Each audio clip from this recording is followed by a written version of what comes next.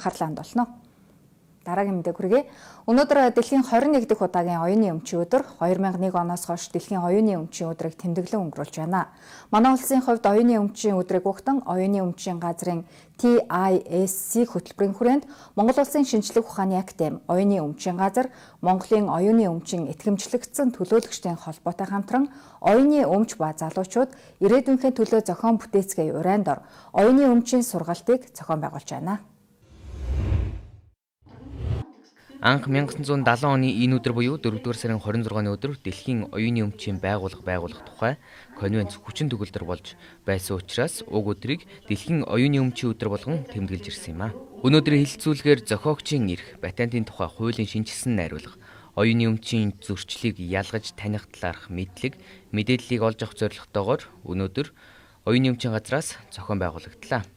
Жил бүр тодорхой нэг уриалгыг дэвшүүлж байсан ба өнгөрсөн жил ихэд ногоон ирээдүй төлөөх инновац сэдвээр тэмдэглэн өнгөрүүлсэн бол энэ жилийн хувьд ирээдүйнхээ төлөө зохион бүтээцгээ урайнд ор оюуны өмчийн газраас сургалтыг зохион байгуулж байна. Залуучууд руу хурж ажиллахын тулд бид оюуны өмчийн сургалт мэдлэгийг залуучуудтай их түгээх тийм сургалтуудыг зохион байгуулахаар хэлцэж тохирлоо. Хүндрэлтэй асуудлыг авч хэлцэх гэхээсээ илүү бид илүү залуучуудтай боломж олгоё. Залуучуудын зохион бүтээх үйлсийг уриалан дэмжих, эрх зүйн болон бусад таатай орчин бүрдүүлцгээе гэсэн ийм ирээдүгөө харсан ийм зохицуултуудын талаар ярилцж байна. Монгол улсын нийгмийн эдийн засгийн хөгжилд бол маш их хувь нэмэр оруулах тийм хүмүүс бол Монголын зохион бүтээгчд байдаг. Шинийг санааж, шинийг бүтээж Монгол улс хүчин дэвшдэг. Тэгээ сүүлийн ковидын үед ч гэсэн манай хит гаднаас хамааралтай болцсон дотоодоо үйлдвэрлэлөө зогссон тийм ээ жижиг өөртөө шийдчих болцоотой юмыг хөгжлөхгүй байсаар гадна Монгол улс ийм байдалд орчин шүү дээ. Бүл нэмэхгүй бол залуу зохион бүтээгчд бол тухайн ховор болцсон. Залгамж халаагаа бэлдэх асуудал дээр нэлээд анхаарч байгаа. Улсын хурлын гишүүн учрлын батлуулсан оюуны өмчийн тухай хууль өнгөрсөн оны 12 дугаар сарын 1-ээс хэрэгжиж эхэлсэн. Оюуны өмч ба залуучууд ирээдүйнхээ төлөө зохион бүтээцгээ уриалгын дагуу санаагаа мөнгө болгох, оюуны бүтээлийн эдийн засгийн эргэлтэнд оруулах бүрэн боломжийг залуучуудад нээж өгж байгаагаар онцлог байна. Гарааны бизнес эрхлэлт болон технологийн чиглэлийн компаниудад оюуны өмчийн эрхийг хамгаалалт дээр тулгуурсан олон боломжийг нээж өгж байгаагаар онцлог байна. Анхаарлаа хандуулж байгаад баярлалаа. Дэлхийн оюуны өмчийн байгууллага 2001 оноос эхлэн уг өдрийг дэлхийн нийтээр тэмдэглэн өнгөрүүлж оюуны өмчийг хамгаалах, дэмжих, уриалгах санал санаачлагыг дэлхийд даяар өрнүүлсээр ирсэн. Манай улсын хувьд энэ жил оюуны өмч ба залуучууд ирээдүйнхээ төлөө зохион бүтээцгээ урайнд ор оюуны өмчийн өдрийг тэмдэглэн өнгөрүүлж байна. Энэ талаар оюуны өмчийн газрын захиргаа удирдлагын хэлтсийн дарга амгалантай ярилцлаа. Сайн байна уу үзэгчдээ, нийслэл мэдээллийн хөтөлбөрийн тодруулгын ярилцлагын зочны бол маань эхлэхэд бэлэн болоод байна. Өнөөдрийн манай тодруулгын ярилцлагад оюуны өмчийн газрын захиргаа удирдлагын хэлтсийн дарга амгалан оролцож байна. Танд энэ өдрийн мэндийг хүргэе. Энэ өдрийн мэнд хүргэе. Оюуны өмчийг эдийн засгийн эргэлтэнд оруулах эрх зүйн орчныг хэрхэн хангагдсан байна вэ те? За 2020 онд бол улсын хурлын гишүүн Учрал нарын 9 гишүүн бол энэ оюуны өмчийн тухай хуулийн шинжилсэн найруулгын төслийг улсын хурлын дөрвөн мэдүүлж ингэж батлуулсан байна. За мөн түүнчлэн оюуны өмчийн тухай, оюуны патентын тухай, зохиогчийн эрхийн тухай хуулиудыг шинжилэн баталсан. За мөн барааны тэмдэг газар зүүн залтын тухай хууль, нэмэлт өөрчлөлт оруулах тухай хуулиудыг шинжилэн батлаад ингээд улсын хурлаас шинжилж баталсан. Засгийн газар, оюуны өмчийн газар бол энэ хуулийн хэрэгжилтийг зохион байгуулах ажлыг улс орон даяар ингээд зохион байгуулад ингээд ажиллаж байгаа. За энэ улсын хурлаас баталсан оюуны өмчийн багц хуулийн шинжилэн гол нь энэ оюуны өмчийг эдийн засгийн эргэлтэнд оруулах ийм үндсэн концепц үзэл баримтлалын дагуу батлагдсан. За оюуны өмчийг эдийн засгийн эргэлтэнд ямар хэлбэрээр оруулах, оюуны өмчийг хэрхэн үнэлэх юм. За үнэлчих юм бол энэ маань өөрөө баталгаатай банкнд процент тавиад ашиглаж болдог. За лицензийн гэрээгээр хүнд ашиглаж болдог гэдэг юм. Зохиогч оюуны өмч бүтээж байгаа энэ хүмүүс маань өөрөө үр шимийг хүртдэг ийм болох. Цаашлаад энэ улс орны эдийн засаг нийгмийн шинжлэх ухааны технологийн хөгжилд бол үнэтэй хувь нэмэр оруулж байгаа. Ингэж хуулийн бол боловсруулж эрх зүйн орчныг баталгаажуулж өгсөн байна. За энэний дагуу 2021 онд бол хууль зүйн дотоод хэргийн сайд, за оюуны эмчийн газрын дараагаар батлагдах дүрм журмууд батлагдаад ингээд ерөнхийдөө бол эрх зүйн орчин бол хангалттай бүрдсэн ингээд явж байгаа. За та бүхний мэдж байгаачлан одоо сан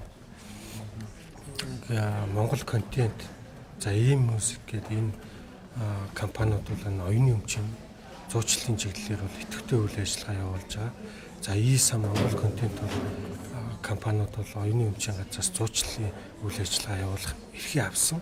За энэ нь бол энэ хоёр компани бол зохиогчийн эрхийн чиглэлээр бол зохиогчийн бүтээлүүдийг, оюуны өмчийг эдийн засгийн эргэлтэнд оруулж байгаа ийм үйл ажиллагаа явуулаад эндээсээ өөрснөө ашиг олно. За зохиогч, бүтээлэгчтэй одоо үр шимийг хүртээж байгаа ийм үйл ажиллагаа явуулж байгаа. Сан гэдэг энэ цахим платформыг бол хөгжүүлээд энэ дээр нь бол одоо утга уран зохиолын болон за шинжлэх ухааны технологийн одоо бичмэл бүтээлүүдийг оруулдаг, цахимаар худалдаалдаг, олон нийтийн хүртээл болгодог хэрэглэгч нарт ингэж түгэж байгаа. За тэрнээс олж байгаа ашгаа бас мөн одоо нөгөө зохиогчтойгоо гэрээ байгуулад ингээд явах хэлбэрээр одоо эдийн засгийн эргэлтэнд ороод явж байгаа.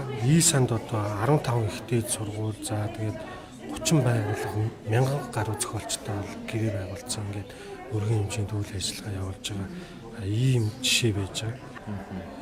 Одоо мэдлэг шингэсэн бүтээгдэхүүн улс орнуудын эдийн засагт одоо хэрхэн чухал нөлөө үзүүлдэг вэ? Тийм. Одоо ер нь энэ аж үйлдвэрийн 4-р хувьсгал гэсэн гэж ярьдаг. Тэгээд аж үйлдвэрийн 4-р хувьсгал юун дээр суурилж явж ийм гэхээр ерөөсөө мэдээллийн технологи, блокчейн, өвлөн технологи, iCloud гэдэг ингээд шин технологиуд дээр үндэслээд ингээд техник технологиуд хөгжиж байна. За Монгол улс ялгаагүй одоо энэ аж үйлдвэрийн 4-р хувьсгалын хүрээнд гарааны стартап компаниуд, одоо програм хангамжийн компаниуд энэ Монгол улсын эдийн засгийн нийгмийн хөгжилд бол үнэтэй хувь нэмэр оруулна гэдэгт итгэлтэй байгаа. Эхнээсээ ч ороод явж байгаа. Өнөөдөр жишээлбэл бид нэр энэ гарааны болон IT чиглэлийн програм хангамж үйлдвэрлэж байгаа энэ IT чиглэлийн одоо компаниудад зориулаад энэ оюуны өмч ба залуучууд ирээдүйд зохион бүтээцгээ гэдэг ийм өдөрлөг зохион байгуулад тий програм хангамж үйлдвэрлэсэн одоо энэ мэдээлэл технологи одоо бараа шинэ бүтээлийг хэрхэн патентжуулах боломж байдаг юм бэ? За энэ гарааны болон стартап компаниуд энэ мэдээлэл технологийн чиглэлээр үйл ажиллагаа явуулж байгаа компаниуд оюуны өмчийн стратеги байх ёстой. Тэр стратегид нь ямар агуулга тусгах ёстой юм бэ? Дэлхийн засаг зээлд хэрхэн гарах боломжтой юм бэ гэдэг талаар өнөөдөр бас ийм мэдээлэл өгөөд явж байгаа. Одоо нөгөө хуулийн хүрээнд зохиол бүтээлээ өмчлүүлж одоо эдийн засгийн эргэлтэнд оруулж байгаа ямар жишээ байна вэ гэж одоо асуух гээд байна л да.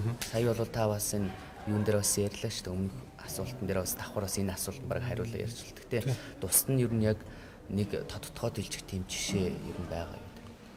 Ер нь эдийн засгийн эргэлтэнд хамгийн одоо томоор орж ийна ч гэдэг юм уу ийм судалгаа тооцоол бид нэр байнга хийгээд явдгийг. Жишээлбэл Монгол контент бол энэ хөгжмийн урлагийн бүтээлүүд дууг биш. Дууг энэ одоо өөрийн холбооны операторуудад одоо гэрээгээр ашиглуулад тэр гэрээнээс одоо өнгөрсөн онд гэхэд 29.1 сая төгрөгийг бол энэ Монголын зохиолч нийтлэлчин нэгдсэн холбоонд одоо шилжүүлсэн байх жишээтэй. Өөрөөр хэлбэл одоо мөнгөн дүнгээр илэрхийлэгдэж эхэлж байна. За сан бол одоо зохиолчтойгоо гэрээ байгуулахдаа бол борлуулалтын орлогоо бол 70-30%-аар хоорондоо хувааж авдаг ч гэх юм. Ингээд олон одоо жишээ байж болно. Та бүхэн өөрснөө бас мэдж байгаа энэ оюуны өмчийн газар төрийн оролцоогүйгээр хөгжиж байгаа одоо энэ контентын одоо өмч, оюуны өмч, контент одоо кино тэгээд хошин урлагийн гэдэг юм уу эсвэл богино хэмжээний одоо хошин шогны тоглолт одоо урлагийн бүтээлүүд ч гэдэг юм тий дүрс дуу орсон энэ бүтээлүүд бол одоо эдийн засгийн эргэлтэнд ороод хөвшсөн. Та бүхэн мэдж байгаа энэ Ори байна, Монгол Ичдийн телевизийн за Univision-ы одоо Look TV, Sky Media гэдэг вүү үйлчилгээ юу вэ? Mobicom. Энэ дээр одоо зохиолчд өөрснийхөө одоо кино урлагийн бүтээлийг одоо төлбөртөөгөр байршуулад тэрнээсээ одоо орлогоо аваад бид нэр өөрснөө ингээд төлбөрөө төлөөд энэ оюуны эмчийн эрэхтэй зохиогч эрэхтэй аль биесны юм гэрээтэй кино контентуудыг бид нэр гэртээ худалдаж аваад үзэж байгаа. Энэ маань өөрөө бас энэ оюуны эмчийн эдийн засгийн эргэлтэнд орж байгаа. Энэ хэлбэр жишээ юм байна. Миний одоо дараагийн асуулт бол манай улсад одоо инновац бүтээгдэхүүн эдийн засгийн хөшүүрэг болох одоо ирээдүй хэр ойрхон байна вэ те? Ер нь ойрхон байгаа гэж үзэж байгаа. Аж үйлдвэрийн өмчийн хувьд бол бид нэр ингээд судалгаа хийгээд үзэхэд бол барааны тэмдэг бол ер нь 80 гаруй хувьтай бол эдийн засгийн эргэлтэнд шууд ордог. За шинэ бүтээгдэхүүний загварын хувьд бол бид нар бол энэ Монголын шилдэг зохион бүтээгчтэй холбоотойгоо бас уулзалт хийгээд явж байгаа. Энэ аж үйлдвэрийн өмчийн чиглэлээр одоо энэ оюуны өмчийн зурчлалын үйл ажиллагаа явуулдаг ийм салбарын оролцогчийг бий болгох шаардлага байна. Одоо шинэ бүтээл IT-ийн одоо шинэ одоо платформ шинээр гарах бүрид тэрийг нь одоо хөрөнгө оруулагчдад санал болгодог тийм үйлдвэрлэлд нэвтрүүлдэг гэдэг ийм асуудал дээр бас төлхөө анхаарах шаардлагатай байгаа. Монгол Улсын эдийн засгийн нийгмийн хөгжилд бол одоо оюуны эмч бол хамгийн их нөлөө үзүүлэх одоо юу гэдгийг хүчин зүйл болно гэдэгт итгэлтэй байгаа. За баярлалаа үзэгчдээ. Манай өнөөдрийн нийслэл тодруулга ярилцлагын буланд маань оюуны эмчийн газрын захиргаа удирдлагын хэлтсийн дарга амгалан оролцлоо.